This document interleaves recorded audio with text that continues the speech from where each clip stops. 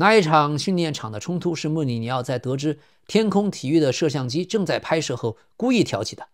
這場鬧劇也確實如穆里尼奧所願，吸引了大量關注。可是，如同穆里尼奧的許多所作所為一樣，這都是以犧牲更衣室的團結為代價的。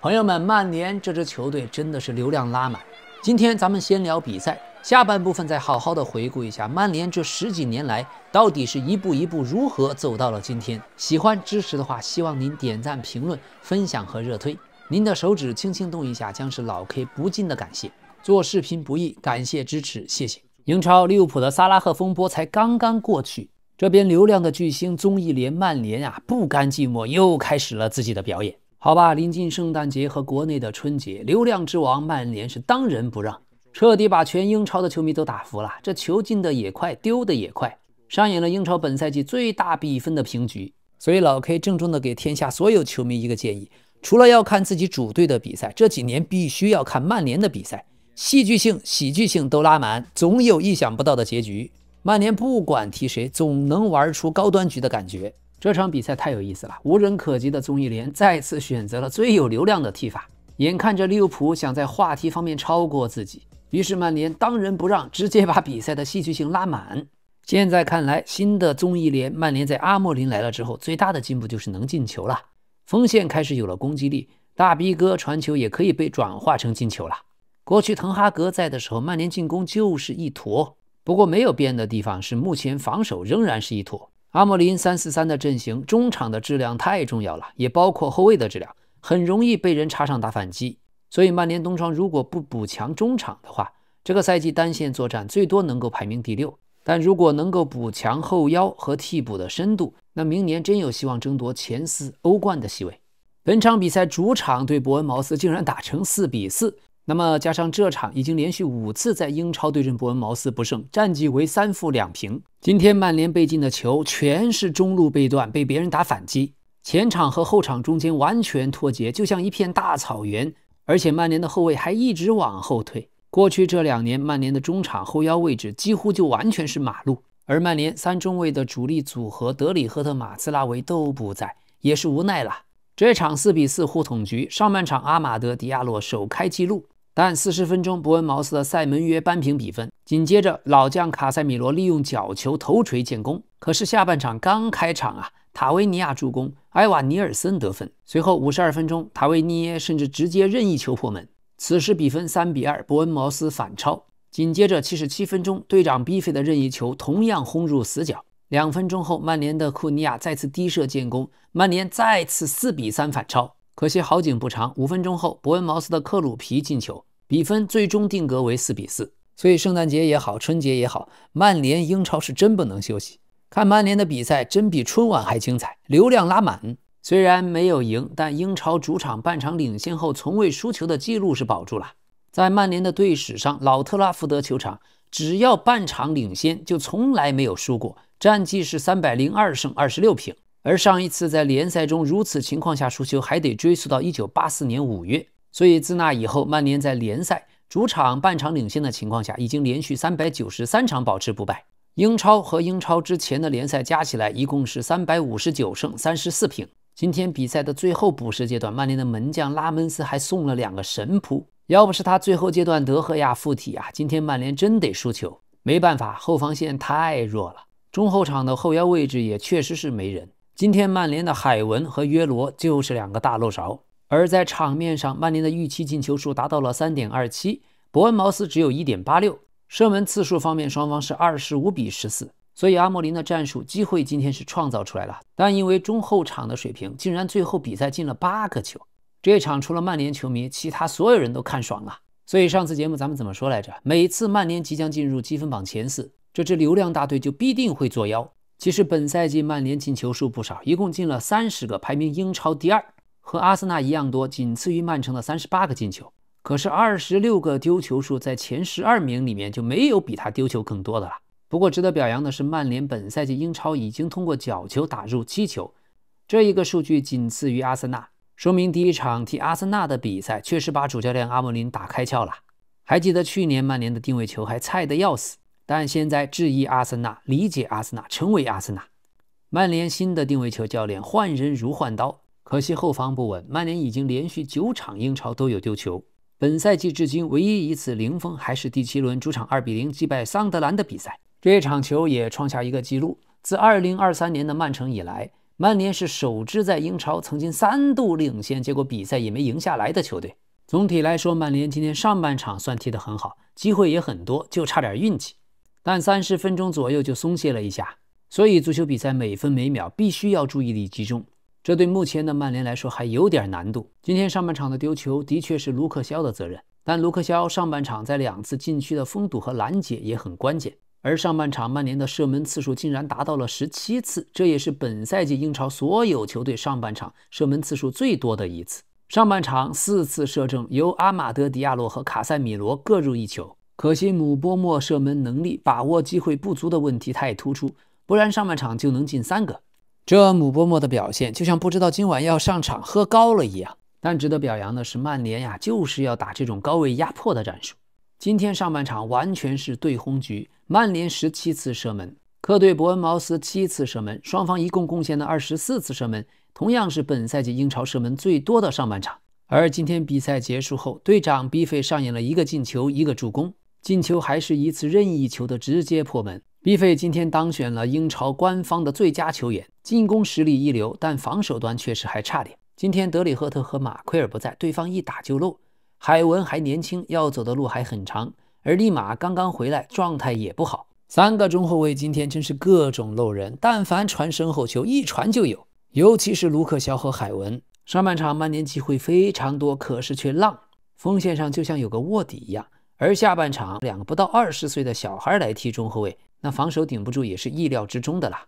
是的，鋒線上的勒布朗·詹姆斯、姆波莫今天確實有些誇張了，浪費多少次機會，一腳又一腳離譜的射門，再加上裁判也不給力，曼聯至少2個疑似點球。但好在經過這一波操作，曼聯又跟利物浦貼在一起了，一個第6，一個第7。要不怎麼說這2年的曼聯特別講義氣，特別夠兄弟。不得不說，國際比賽日回來之後的姆波莫狀態是真差，而曼聯的中後場脫節也非常嚴重。過去姆波莫踢的是阿馬德·迪亞洛這個位置，但現在被迪亞洛給霸佔了，姆波莫就只能去禁區弧頂，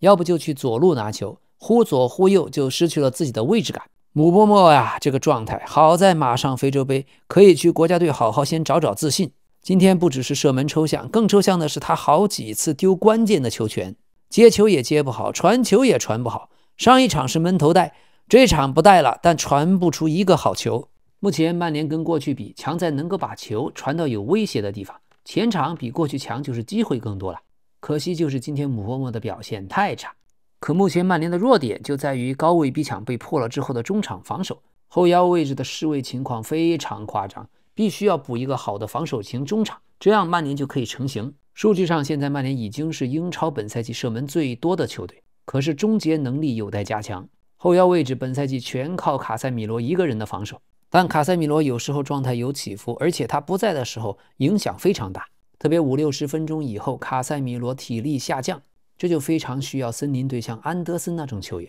完全可以讓曼聯的場面不一樣。而曼聯另一個後腰烏加特現在基本被主教練放棄，他也是屬於那種無腦的前頂然後失去位置的球員。阿莫林屢次說，現在烏加特跟過去在葡萄牙體育完全不一樣。門將拉門斯前面的表現不怎麼樣，但最後真的是拯救了曼聯。今天被進了4個球，拉門斯前面也是真正的射正王，對面但凡有點角度的球，拉門斯都沒撲出來。不過拉門斯也真配得上流量大队的正選手名。當你以為他被進了4個球，菜吧，結果最後又來2個絕地撲救。最後這2球他要是不撲，曼聯肯定被絕殺。所以拉門斯的優點是站位、出擊和反應，弱點是彈跳和覆蓋面不夠廣。他的選位和站位還是非常好的，經常能看到球撲出來呀，不是球射的正，而是拉門斯的選位選得好。伯恩茅斯的塔韦尼耶前面的比賽踢得挺爛的，但今天確實是他賽季發揮最好的一場球。而後衛方面，不光是曼聯的爛，伯恩茅斯也不行，2個隊都湊不出一個正常的中後衛。上半場的伯恩茅斯踢得尤其差，被曼聯壓得一度都不知道該怎麼踢了，亂開大腳，盲目的往前給，被曼聯壓得很死。好在伯恩茅斯進球以後，下半場找回了感覺，這也說明主教練伊勞拉上半場戰術布置和站位的問題很大，但中場進行了及時的糾正和調整。伯恩茅斯的史密斯今天攻防兩端人都在線，好幾次補位、封堵射門和反擊攔截，這才叫真正的隊長。最後因為球隊沒有換人名額了，但這滿臉的鮮血堅持到最後。不過伊勞拉今天的換人還是有些晚，布魯克斯上來活力十足，創造了好幾次有威脅的進攻。還有鋒線的幾個人今天把握機會的能力都做得不錯，但最重要是今天下半場幾個球都是從腳下去推進，而不是在亂開大腳和傳中。終於伯恩茅斯也多了一些戰術變化，雖然比賽還是沒贏下來，但是維持這樣的進攻，伯恩茅斯還是有希望的。對了，綜藝聯是真要忘記自己那位沒有剪頭髮的球迷了，就這樣神一場鬼一場的踢法，想連贏5場才能剪头髮的曼联哥們兒，怕是以後要变野人了。客觀來說，有了阿莫林現在這套戰術，曼聯只需要在人員方面再調整調整，再來2-3個轉會窗口操作一下，以後應該能夠穩定在聯賽前4，主要是年齡結構這塊要調整一下。好，奉勸各位曼聯球迷一句，以後曼聯但凡只要贏了就能进前4的比賽，您其實可以不看，但如果調整好心態當中立球迷看節目，那是可以的。今年挺有意思的，每當曼聯要掉出前10的時候，曼联就開始發力，但每次即將進入前4歐冠資格的時候，曼聯又開始往下掉。這塊節奏把握得真好，吊球迷的胃口，廣積糧，緩稱王。先把流量做足，成績前4什麼的不重要。所以過去一段時間，曼聯球迷一定要聽老 K 的，否則你心臟病都得給他弄出来。所以英超官方也挺有意思，最近這幾輪總是安排曼聯壓軸出場，就問你這效果出沒出來吧。伯恩茅斯同樣是這個問題，4個後衛的對抗能力太差，中後場但凡再補2個高大靠譜一點，未來的伯恩茅斯伊勞拉打強隊，那誰輸誰贏就真不好說了。所以上半場今天一開始曼聯一度踢得非常好，剛開場30分鐘曼聯的進攻很流暢，非常有威脅，30到45分鐘嘛也還行，直到被扳平改變了局勢。但好在半場前又將比分再次反超。另外就是卡塞米罗的头球破门，這賽季定位球進攻方面曼聯的進步是比較明顯，可一到下半場，每個曼聯球員就跟踢大爺球一樣，就好像對面的球隊不是英超来的，自己稍微一認真，似乎5分鐘就能把對方給贏下來。不能說非常自信吧，但顯得非常自由散漫。中場伯恩茅斯調整之後，下半场的曼聯一上來呀，就跟沒睡醒一樣，完全沒有了上半场開場的那種人盯人逼搶，讓對方很輕鬆就能推進到前場，打進禁區的中路，所以造成連續的丟球。3中衛啊，沒有人能夠踢居中這個位置。再到後面就完全是隨機性的防守了，隨機性的漏人，隨機性的上搶，隨機性的後退。所以這一場比賽的跌宕起伏也完全是以犧牲曼聯球迷的心理健康為代價的。結果是遺憾的，球員是燃盡了的，胖虎卡塞米羅是只有60分鐘體能的，所以注定曼聯每一場都會是這種情況的。最突出的效果就是80幾分鐘領先1個球的情況下，所有後腰沒有一個人在位置上，輕鬆就被扳平。所以梅努是真不適合這個位置。這場居中的海文太年輕，防守硬度和經驗不足。目前看只有德里赫特和馬奎爾可以打這個位置，後面隨着利馬上來變陣4後衛，在進攻方面還是很舒服，就是防守端隨着卡塞米羅下去之後，老是沒有人去干擾對方往中路禁區內的傳球。卡塞米羅和逼費在這個只有2個中場中路的體系是真的累，每場球卡塞米羅只能通過吃黃牌來幫助防守。不過逼費雖然中場的防守不行，但今天那個直接任意球破門還是很漂亮的。而中前場的庫尼亞和阿馬德·迪亞羅也表現不錯，只是姆波莫狀態確實太一般。未來幾場球，曼聯的中後場防守必須要調整一下。一旦卡塞米羅不在位置，或者卡塞米羅一個人太單薄，他的橫向覆蓋面不夠廣，那麼3中衛前頂的協同性和正面抗擊打能力就不夠強。最後的比賽要不是門將拉門斯的幾次撲救，那真的今天就完蛋了。今天看到最後上多爾古，曼聯球迷和老 K 就知道了，這比分追不了了。裁判今天3個疑似手球 ，VR 是1次也不介入啊。後防丟了4個球，海文一個人就漏了2次人，選位總是不合理。當然因為太年輕，咱也不能過度指責，畢竟也是硬頂上去。中後衛方面是真沒人用了，所以陣容缺失的短板曼聯挺多。最擔心的是馬上非洲杯了，梅努就終於能夠進首發陣容了吧？曼聯球迷心裡惴惴不安，未來可能是噩夢般的1個月。所以3中衛啊，必須要配一個好後腰。胖虎卡塞米羅老了，只能踢60分鐘，而梅努的防守又不行。三後衛今天一被拉邊，中间的空位就出来了，被對面各種斜傳空當。這紙糊一樣的後防線，下一場曼聯還要客場對火力正旺的阿斯頓維拉，哈哈，不敢想象啊！後衛這幾個小孩哥完全撐不住英超老油條的衝擊，一碰就碎，完全打不了。前場剛進球，後面就又丟球了。你進得再快，哪有我曼聯後防丟得快？總之，這抽象的曼聯的後防引導的對攻大戰是又好看又好笑。還有那個多爾古，主教練能不能找個冰箱把它凍起來？這梅努啊，上了半個多小時，也不知道踢了個啥出來。傳球方面不如卡塞米羅，護球方面不如芒特，跑動方面不如逼費，積極性方面又不如庫尼亞。嘿，曼聯的比賽就是這麼獵奇，讓你誇也不是，罵也不是。後防線這兩個小年輕一起上，那就是要被對面當經驗包吃掉。門將拉門斯菜了85分鐘，纯是買了張票上來看球的，偏偏最後对面2次頭頂腳踢的超級絕殺機會，反而都被他給撲了出來。說實話，精彩紛呈，進球大戰，拳拳到肉，赤身肉搏啊！上賽季曼聯是和托特纳姆热刺永遠粘在了一起，本賽季又跟利物浦分不開了。每次看着曼聯要贏了就能拉開分差的時候，曼聯就永遠贏不了。這苦命鴛鴦雙紅會今年的感情是真的深。想想阿莫林剛來的時候，當時已經點出了曼聯球員存在的問題，但沒有辦法，缺乏跑動，缺乏1對1对球權的爭奪能力，缺乏對球路的預判能力。每個球員看上去意識都不差，所以剛開場伯恩茅斯想排幾條線好好防守的時候，曼聯的球員看上去一個比一個更頂級。但是隨着比賽鋪開，一旦球開始流動，對面也開始壓迫，那頻繁的攻防轉換的時候，曼聯球員就開始傻了，各有各的缺陷，各有各的弱點。要麼像逼費阿馬德缺乏身體搶不到球，要麼像達洛特缺乏侵略性保守的站位。而下半場的梅努更典型，相比之下，像卡塞米羅這樣有頂級防守意識的，只是因為年齡大身體不行比較慢，那還算好啦。所以就知道現在曼聯的球員，特別中場這一塊缺陷有多明顯，跑動主動性的問題貫穿了防守和反擊，體現出來就是攻防轉換的時候，曼聯總是不行。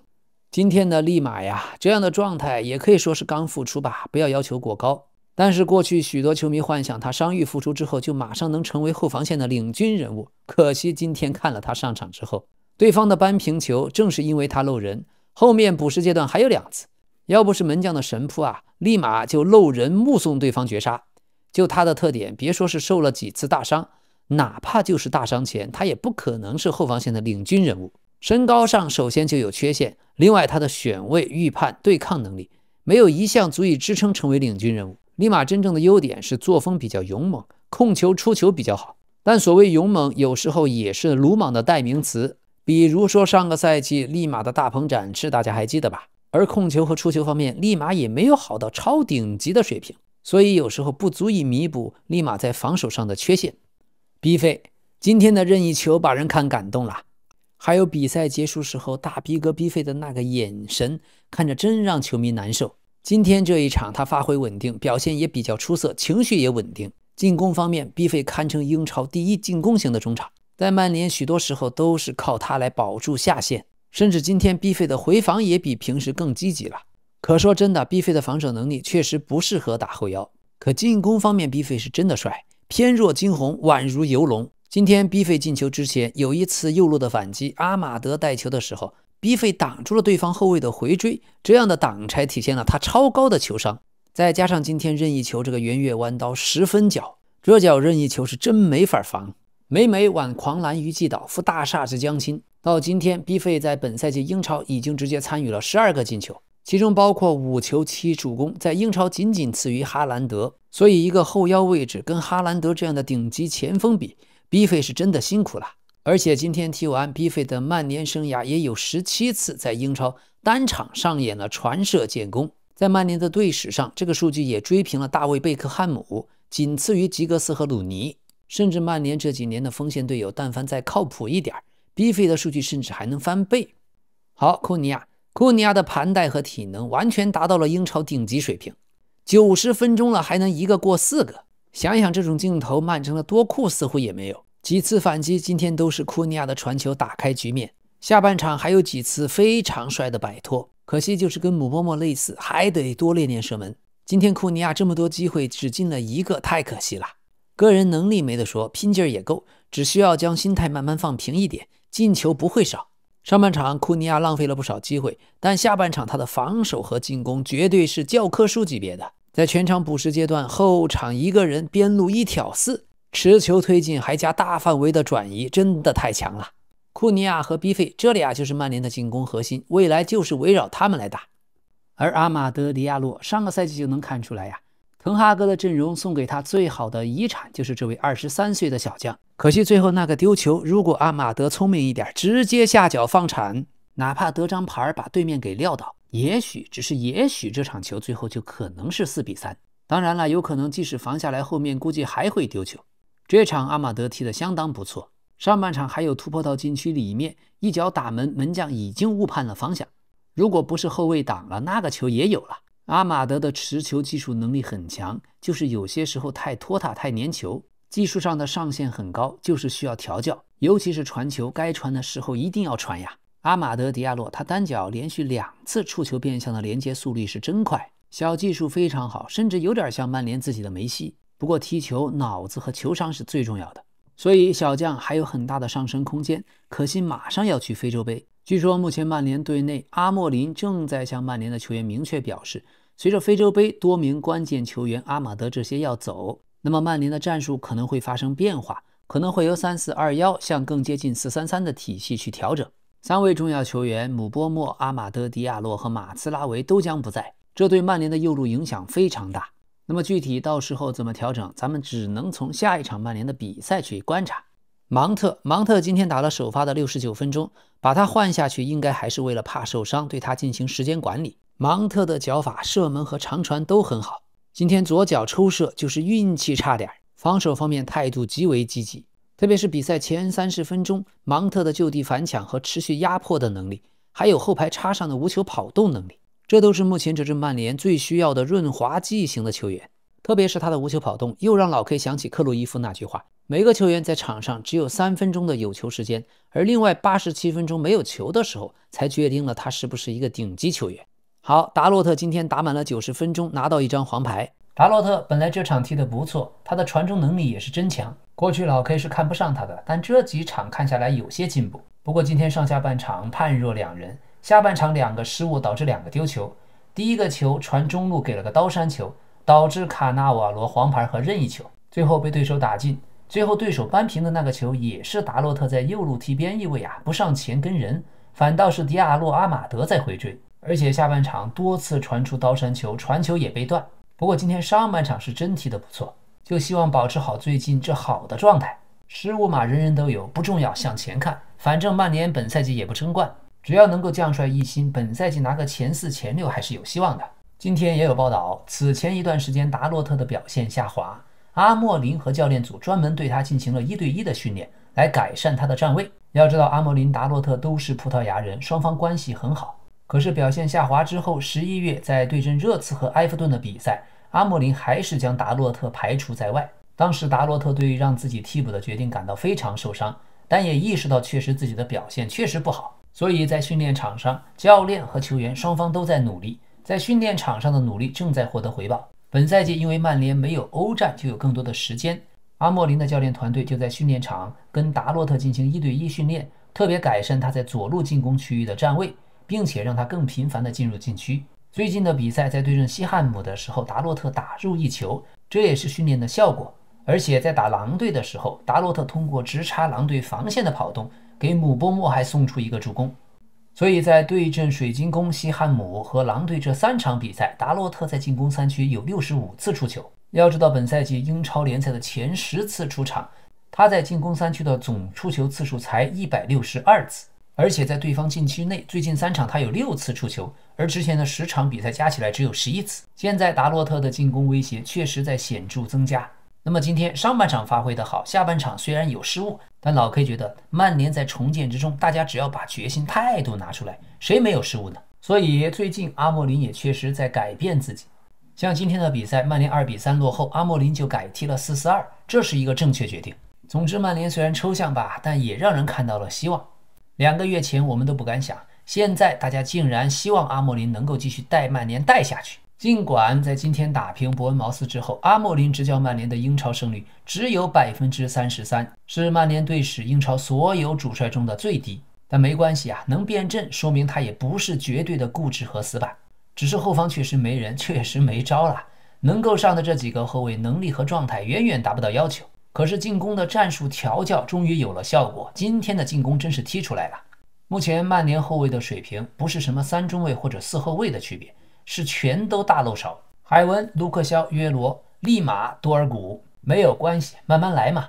所以曼聯最近這10幾年成績那麼差，但營業收入可以在全球排前幾名。您看看，找到原因了吧？如此有流量的踢法，試問每一個英超第3方球迷，您怎能不愛上看這樣的曼聯？看球圖個啥？不就是圖個樂子嗎？下一場客場對於阿斯頓維拉，曼聯的主力中後衛仍然無法回歸，右邊的主力還全數離隊去打非洲杯，而對面維拉各項賽事正值9連勝，就想問怎麼辦？是曼聯喜歡破各種記錄呢，還是喜歡被維拉破各種記錄？這薛定諤的貓啊，曼聯打誰都是五五開。說穿了，其他隊的球迷打開電視看這場球就是來看笑話的。下一場客戰維拉，胖虎卡塞米羅停賽，還有3個要去踢非洲杯，後防線又沒人，阿莫林和我曼聯球迷只能苦笑。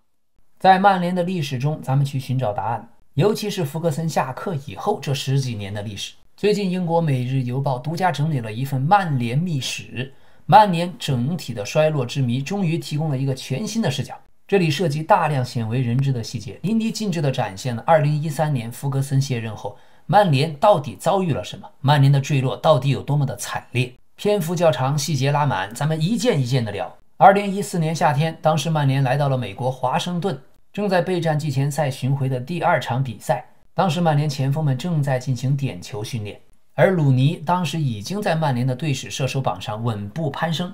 點球訓練當中，魯尼正準備主罰，結果范加爾的身影突然出現。當時曼聯剛剛解雇了福格森的繼任者大衛·莫耶斯，范加爾走到魯尼面前，雙臂平舉到了肩膀的高度，當場給魯尼示範點球應該怎麼踢。當時的曼聯球員哪受得了這個，一個個的全都嗤之以鼻。當天在場的一位曼聯球員後來回憶啊，一切就是從那時候開始的。我們剛換掉了一個看起來手足無措的主教練莫耶斯，又來了個覺得自己無所不知的家伙范加爾，當時魯尼都直接懵掉了。所以呀，曼聯的球員認為自己根本不適合像范加爾這種事無巨細都要管理的風格。要知道莫耶斯在的時候，球員們就絲毫不尊重他。現在來了范加爾，大家覺得范加爾更加的刻板嚴苛，食古不化。所以2013年的5月6日，當時福格森即將退休，在曼聯的媒體和市場部門會議上，一位高管率先說出了一句暗號，說呀，女王駕崩了。當時的參會人員原本以為要討論新援簽約或者贊助商合作的事兒，可是福格森從曼聯正式卸任退役了，他留給了曼聯一團迷霧，而球員們給他準備了2份禮物，一塊1941年生產的勞力士手錶，這一年正是老爵爺的出生年份，還有一本裝滿了照片和紀念品的紀念冊，而這本紀念冊的封面採用了奢華的紅色皮革，和法拉利跑車的內飾材質是同款。福格森過去在曼聯是大權在握的教父級主帥，他掌控着俱樂部的方方面面，制定着曼聯的節奏和規則，所以曼聯隨後的帥位交接工作異常艱難。當福格森退休以後，曼聯就迅速陷入困境。雖然老爵爺自己開啟了規律的退休生活，把自己的退休生活安排得井井有條，穿衣的時候一定要穿皮鞋而不是拖鞋。每天早上，老爵爺會去自己居住的威尔姆斯洛鎮上的小確幸咖啡館，讀一讀《賽馬郵報》，再點一份自己最愛的蛋黃醬雞蛋法棍，就着咖啡來享用。可是隨後的曼聯經歷了多年的迷茫和接連的失利，缺乏規劃，畏首畏尾，毫無遠見，一蹶不振。而且曼聯的混亂不只是體現在主教練的層面，福格森之後一共有6任正式的主帥，卻由4位不同的球隊決策者来任命。在范加爾之後是何塞·穆里尼奧，他的到來讓曼聯本就混亂的局面卻雪上加霜，球隊的建隊方向再次發生巨變。所有之前關於曼聯未來的討論和長期的戰略規劃早就被拋到了九霄雲外。穆里尼奧是徹頭徹尾的實用主義者，他只關心當下的勝負。而過去福格森時代曼聯賴以成名的戰略的連貫性、規劃性、權威性已經被迅速瓦解，而且這一切的發生都伴隨着許多極具代表性的荒誕事件，混亂和恐慌交織。2016年5月，范加爾率領曼聯擊敗了水晶宮，贏得了足總杯冠軍。可是就在賽後的幾分鐘，他妻子便在手機上看到了范加爾即將被解雇的消息。於是賽後的新聞發布會，記者們都試圖提醒范加爾：“你要被解雇了。”荷蘭教頭范加爾變得憤怒而且憤慨，所有的人都心知肚明，只有他被蒙在鼓裡。其實范加爾本來是現代足壇最偉大的主帥之一，曼聯卻如此對待一位拿了足總杯的功勳名帥。而那個時候，穆里尼奧已經跟不上足壇發展的浪潮了，只是曼聯為了重奪聯賽冠軍，什麼都顧不上了。後來一位曼聯的內部人士說呀，簽下穆里尼奧本身就是一筆妥協的交易，他確實能夠凝聚球隊，但也會助長隊內的猜忌的氛圍，有些球員會被穆里尼奧徹底摧毀，最終被迫離隊。但當時曼聯球隊的想法是咽下這口氣，忍受穆里尼奧帶來的混亂，只要能夠甩掉聯賽冠軍荒的包袱就行。可到頭來，一切還是竹籃打水一場空。就在曼联猶豫不決，在錯誤的道路上越走越遠的時候，同城死敵曼城卻在瓜迪奧拉的帶領下強勢崛起。隨後利物浦又在克洛普的麾下躋身頂級強隊，這一切都讓曼聯遠遠被甩在了身後，感到了恐慌。而穆里尼奧最終也和隊內的核心球員決裂了。儘管執教首個賽季就給曼聯帶來了3座冠軍獎杯，卻還是黯然下課。福格森之後4任主教練任期內都是同樣的致命問題：引援不利，球員態度散漫，球隊政策混亂，管理層昏庸無能，領導力嚴重缺失，更衣室文化也變得腐朽不堪。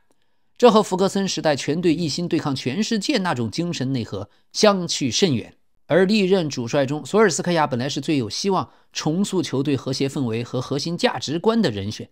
1999年，他是歐冠決賽的傳奇英雄，是無私精神的化身。在2018年年末，穆里尼奧的高壓統治徹底宣告失敗以後，索爾斯克亞接過了曼聯的教鞭。當時他帶着禮物走進了卡林頓訓練基地，並給大家深愛的接待員已經故去的凱斯菲普斯送上了挪威巧克力，還給其他所有人也準備了一份療傷的良藥，希望能夠撫平穆里尼奧时代留下的傷痛。一位曼聯工作人員後來回憶，那一刻感覺就像有人拉開了窗簾，讓陽光灑滿了整間屋子。2天後，俱樂部在為超過500名員工舉辦聖誕派對的時候，索爾斯克亞拿着麥克風對所有人說：“盡情享受吧，畢竟這是聖誕節。記住，你們效力的是曼聯，你們每天都該開開心心的。”隨後的3年，索爾斯克亞一心致力於重塑曼聯昔日的精神風貌，專注於球隊的優勢，強調團隊的凝聚力。他還恢復了球員在比賽日要身着正裝的傳統。那一段時間，曼聯也確實有過希望。比如在2019年3月，球隊在歐冠賽場擊敗了大巴黎，成功晉級1/4決賽。但事後看來，不過是曇花一現的虛假的曙光。2021年11月，在沃特福德客場，曼聯1比4慘敗。這場失利敲響了索爾斯克亞下課的喪鐘。此前，球隊剛剛在老特拉福德0比5不敵利物浦，於是索爾斯克亞又一次黯然離場。在曼聯的時候，索爾斯克亞曾經不止一次對着自己的教練團隊評價麾下的球員，他說呀，這群球員遲早會讓我丟了飯碗。果然，他的預言最終成真。在離任後的一次曼徹斯特晚宴上，他形容自己的前球員們都是玻璃心。這種困境很大程度上源於索爾斯克亞和馬夏爾和博格巴的矛盾，而失敗的歷任主帥也有遭遇過類似的問題。莫耶斯難以駕馭范佩西，范加爾和門將巴爾德斯、後衛拉斐爾還有羅霍的關係緊張。穆里尼奧則和盧克肖、博格巴矛盾不斷，而且索爾斯克亞還背上了沉重的包袱，其中就包括 C 羅的回歸。C 羅的2進攻始於對陣紐卡斯爾的驚豔表現，但最終卻充斥着這位老特拉福德的傳奇對曼聯今非昔比的抱怨，而且這樣的抱怨不無道理。如果曼聯真的還是過去那支王者之師，也根本不會想着靠 C 羅回歸來拯救球隊。曼聯的球員們都認為索爾斯克亞的性格過於軟弱，於是便趁機肆意妄為。而范加爾的執教風格，他們又認為像一位刻板的教書先生，甚至連球員食堂的餐桌的形狀都要親自修改。至於穆里尼奧，雖然在執教的初期籠絡了所有人的人心，可沒過多久就和全隊陷入了對立，尤其是穆里尼奧和博格巴之間的矛盾更是鬧得人尽皆知。在莫耶斯下課以後，曼聯曾經試圖遵循一套引援的理念和主帥的選拔標準。這套準則的核心就是曼聯在球場上要做到謙遜而不失霸氣，要堅持攻勢足球的風格，啟用那些能夠改變比賽局勢的天才球員，同時要給予自家的青訓球員足夠的機會。當然，贏球是一切的前提。可隨後10年，由於曼聯持續的簽下錯誤的球員，任命錯誤的主帥，這套準則被徹底的架空。在引援失誤這一點上，范加爾要負主要的責任。當時曼聯正處於轉型期，正打算摒棄福格森時代那種傳統卻行之有效的球探體系，轉而建立一套更加現代化的數據分析引援系統，為球隊的長遠發展來鋪路。可是范加爾讓這個進程戛然而止，一直到現在，球隊的資深球探們都還會想起當年被曼聯的引援操作搞得措手不及的經歷。曼聯本來有明確的規定，一名球員必須通過多輪考察和評估才能被列為引援目標。結果2015年9月，轉會窗關閉的最後一天，馬夏爾卻突然就空降球隊了。一位前曼聯工作人員回憶道，當時我們所有人都沒聽說過這個名字。所以在范加爾的直接授意下，曼联簽下了迪馬利亞、法爾考、德佩、施韦因施泰格等等球员。迪马利亞在老特拉福德始終顯得心不在焉，曼聯的球員们常常調侃他。而曾經叱咤風雲的哥倫比亞前鋒法爾考，因為飽受傷病的困擾，連走路都踉踉蹌蹌，更不用說在球場上奔跑了。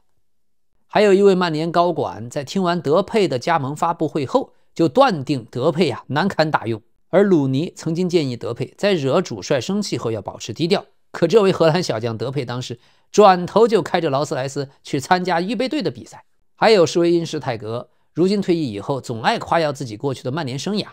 但是在效力曼聯期間，他的投入程度從來沒有達到過隊內那些球員那些老大哥們的要求。一位前隊友如此評價他，施維因施泰格來曼聯就是為了撈錢，順便給自己的履歷上添一筆曾經效力過曼聯的經歷罷了，簡直荒唐至極。所以曼聯的歷任主帥，無論他自身的執教能力好還是壞，風格怎麼樣，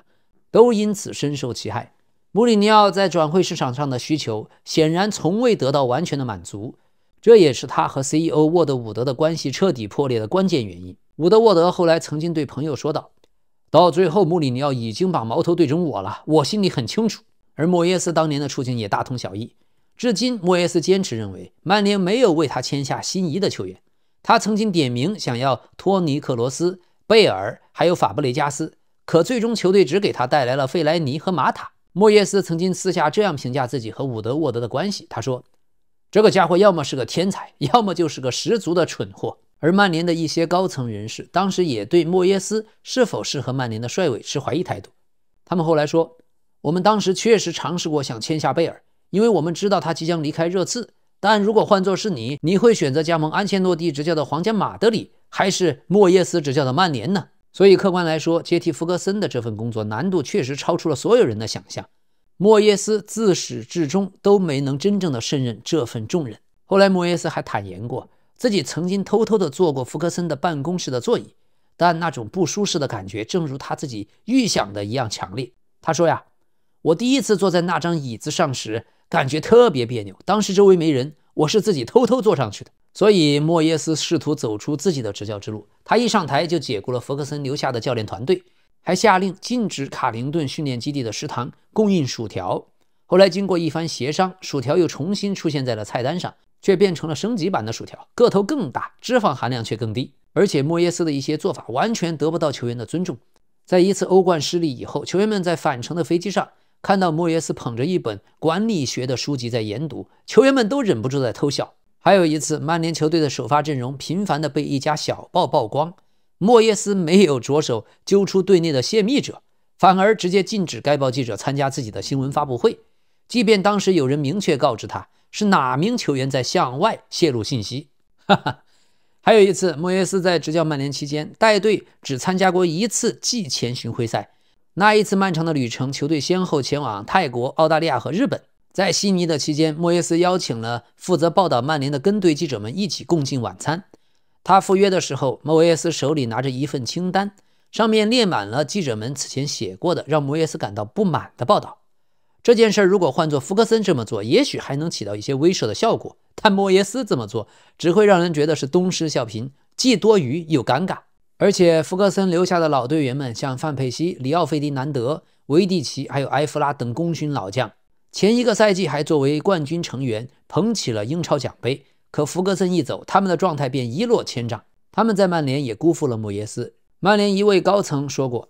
我們對莫耶斯期望過高，卻沒能給他提供足夠的支持。我們當初是看好他的，可最終還是辜負了他。那麼莫耶斯的薯條風波是這樣的，福格森時代球員們都很喜歡曼聯的食堂裡有一道經典的菜品，炸魚條配薯條和豌豆泥。福格森本人也經常會給自己做一份炸魚條豌豆泥三明治。可是莫耶斯卻認為這種安慰食品不符合現在職業球員的飲食標準，直接對他下了禁令。其實這算不上什麼飲食革命，畢竟早在15年前，溫格就已經徹底改變了英超球員的飲食習慣。但球員們顯然對這件事心存芥蒂，所以就在莫耶斯被临时主帥吉格斯取代後不久，這道冠軍套餐又重新回到了食堂的菜单上。還有范加爾，他的一些言行舉止也被球員們認為顯得笨拙又缺乏同理心。像球隊在西汉姆联客場失利後，范加爾會拿出戰術板上的圖表，試圖向外界證明球隊不應該輸球。又比如在紐卡斯爾客場失敗以後，他直接稱呼太陽報的一名記者是胖子。而在午餐期間，范加爾還要求球員和工作人員分開就餐，這也打破了福格森多年來苦心營造的團結的氛圍。曼聯的一位內部人士後來說，福格森爵士一直強調我們都是曼聯人，但是在范加爾執教期間，這種氛圍就被徹底的慢慢變淡了。在曼聯，范加爾會給球員們發電子郵件，告訴球員們比賽和訓練的相關安排。可是當他發現球員們有時根本就不看的時候，又要求大家必須發送已讀回执。球員們被范加爾那些過於繁瑣、刻板的訓練內容搞得身心俱疲，在戰術層面也感到困惑不已。范加爾還經常會在訓練賽中突然鳴哨叫停，親自的衝到場邊，將一名球員的位置挪動半碼，然後接着說道：“哦，現在這樣就可以踢了。”可是這名球員往往是經驗豐富的國腳級的球員，所以曼聯的球員們私下根本就不買這個賬。於是范加爾曾經在90年代執教過阿賈克斯和巴塞羅那，給球隊打下了堅實的戰術基礎，這些理念也經受住了時間的考驗。可是在曼聯，管理層從來沒有給予他足夠的信心和耐心。最後，老特拉福德的一些工作人員對范加爾倒是銘記於心，在他們眼中，范加爾是一個善良隨和的人，會真心的關懷身邊的每一個同事和球員。可輪到穆里尼奧在曼聯的口碑就是另一番光景了。